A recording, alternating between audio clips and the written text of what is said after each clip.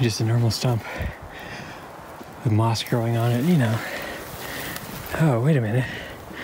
Oh. We're inside Rodna National Park, and we're looking at what we presume is an illegal logging site. One indication that it might be illegal is that the loggers seem to have covered it over with a piece of moss, and they've done it quite well, actually. And we think that this one, that they've taken the time to cover it over because this stump is the only one that's actually visible from the road below.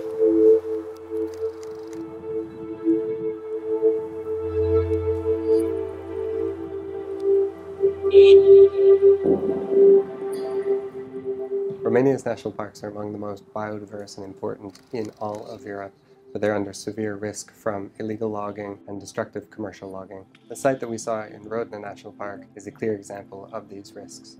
What we see here at this site is that they've cut all of the commercially valuable timber on the site, and they've taken efforts to cover up their crime by putting some red paint on after the cutting happened. Romanian forest experts explained to us that illegal loggers will often use a pipe and a hammer to create a fake stamp on a tree. Now, what we saw in the forest was clearly distinguishable from the real stamps. What we saw was fresh cutting with fresh paint on the stamps and no indication of any letters or numbers in that paint. What we saw in Rodna National Park was a clear example of blatant illegal logging.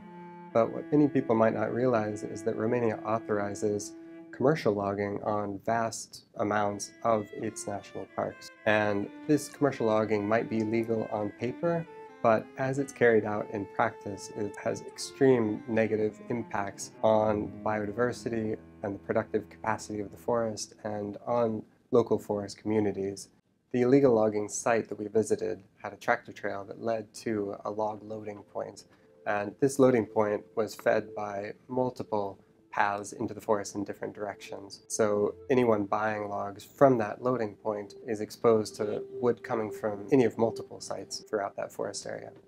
The Romanian government website Forest Inspector shows multiple trucks loading at this site in the latter half of 2017. According to our analysis of the data, at least 60 truckloads of timber were taken out from this site in the national park.